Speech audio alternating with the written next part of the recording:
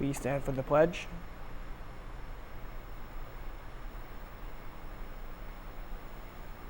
I pledge allegiance to the flag of the United States of America and to the republic for which it stands, one nation, under God, indivisible, with liberty and justice for all.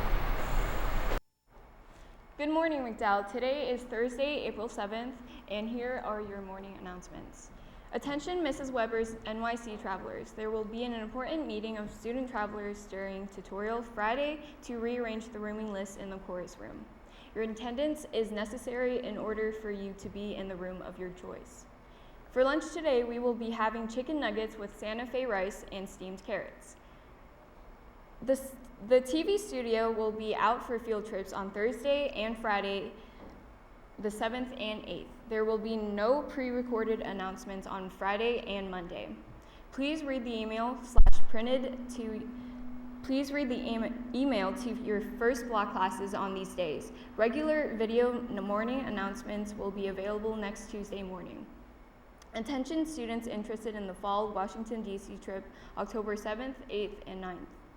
Submit permission form and $100 deposit to MIHS office, Mr. Andrzak or Mr. Hoderney, to reserve your seat. Remainder of payment will be due in September. This is a reminder that Keystone remediation begins during tutorial this week for biology on Monday/Wednesday and English on Tuesday and Thursday. Next week, beginning April 12th, algebra begins on Tuesday and Thursday.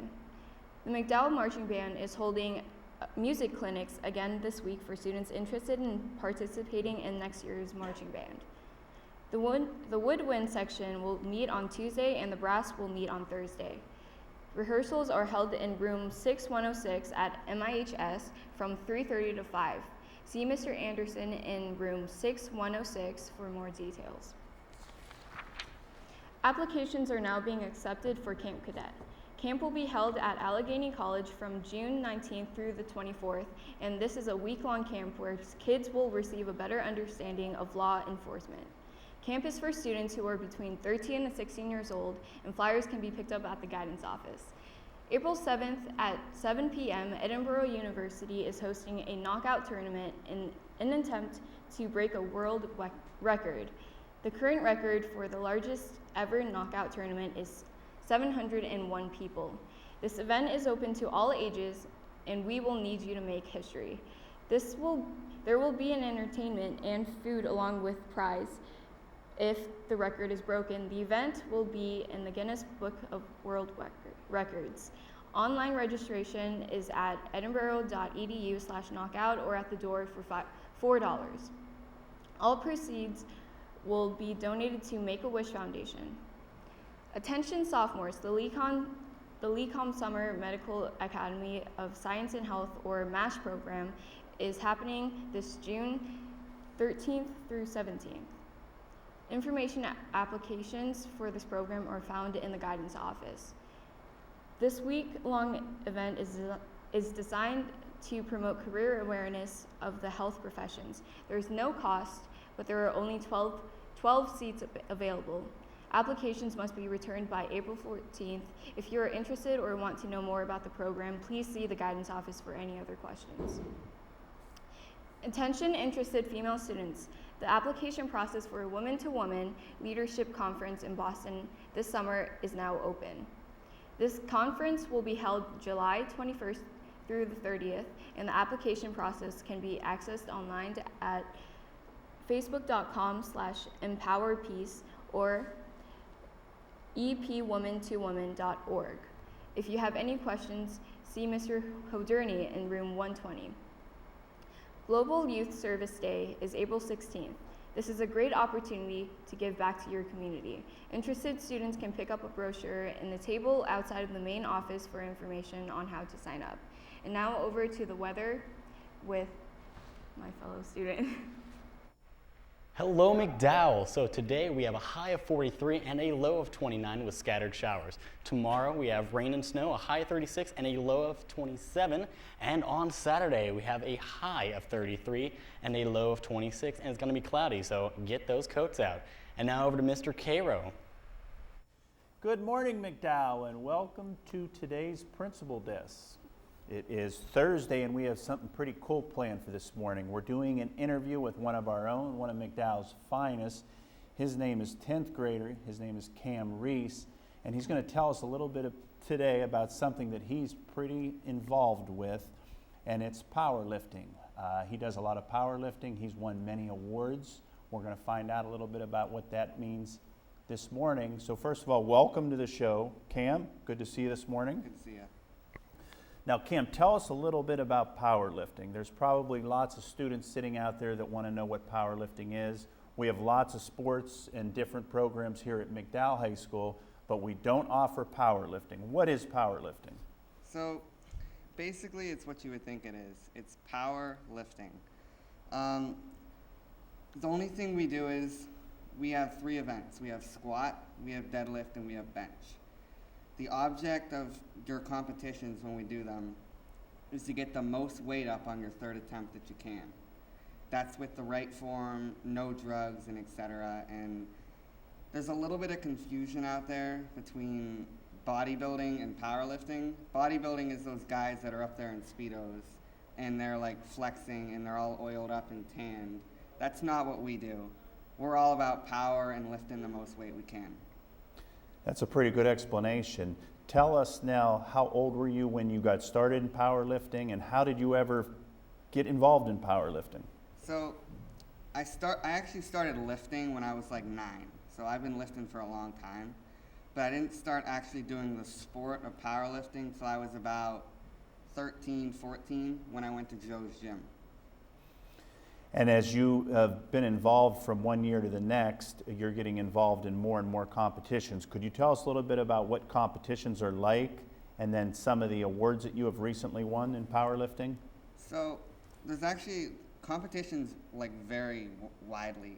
Like, I've been to competitions where there's been 300 lifters, and I've been to competitions where there's been 40. I've been in ones where there's been 15 in my bracket, and I've been in ones where there's been no one in my bracket. My most recent competition was a competition at Villa on it was like March 22nd. I ended up winning that one. I had 2 in my division, my 132 15U weight class division, but I ended up beating all the teenagers, so that's like 20 and under. I beat all of them and won Champion of Champions. I went to the World Championships last year in Virginia Beach. I ended up winning that, and I got 2nd overall in the 132s. I actually lost to another McDowell member up in the high school, Nick Hartman. He's pretty good at powerlifting too. So some people that I've talked to and some things that I've heard about your success in the sport of powerlifting, have you broken any local records or state records along the way? Actually, in my last meet, I broke 2. I broke the state bench record. I benched 185 pounds, and that's with a pause. So people that are like, I can bench 200 pounds, well, try it with a pause. And I also broke the national and world deadlift record. I deadlifted 390 and broke that record by 30 pounds.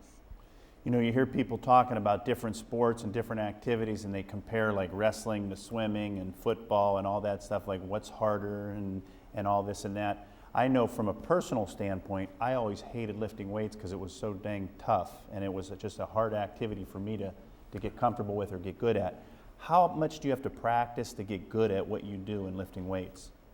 Honestly, the first thing to even get started doing it, you have to like it. You can't not like physical activity, and you can't not like exertion.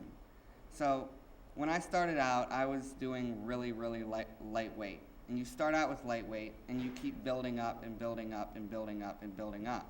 Eventually you can get to where I am if you continue. The hardest part about doing this is continuing to lift.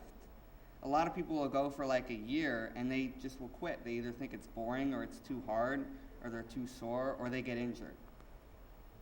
I was going to ask you about, is it fun? Because it seems like a lot of work, kind of like shoveling a load of dirt, lifting weights. I mean, I compare the two. It's a lot of work, so I give you a lot of credit. But you said you enjoy it, you have a lot of fun doing it. Can you tie lifting weights and the exercise component and the fitness component of lifting weight to good health, is it healthy for you? It really is. When I started out powerlifting, I was kind of chubby, I was very shy, and I was very non-social because I didn't really have a lot of friends, and obviously I'm short, I'm like 5'2" right now. So I didn't have a lot of friends, I didn't do a lot of activities, but then I went to Joe's gym and I started powerlifting. First of all, it increased my physical appearance. And then next, once I started lifting more weight and I started to make friends in the gym, that shyness went away and I started to become more social and I started to really just love life and love lifting.